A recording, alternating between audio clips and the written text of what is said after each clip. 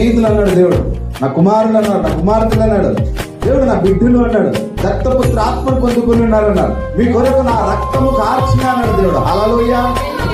నీ రోగం కొరకే నిన్ను దెబ్బలు తిన్నానన్నాడు దేవుడు.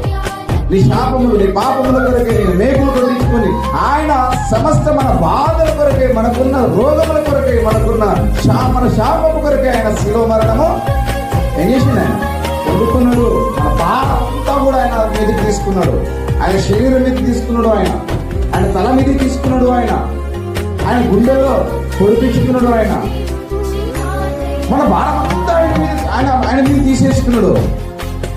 అందుకనే కీర్తన చెప్పినాడు కదా, నీ భారం అంతా యెహోవా మీద మోపు. మరి మోపి ఆయన అంతా తీసుకున్నాడు. మరలా మనం ఏం చేస్తున్నాం, మనం కూడా ఇంకా కొంత మోసుకుంటున్నాం, మనం విడిచిపెడతలేము.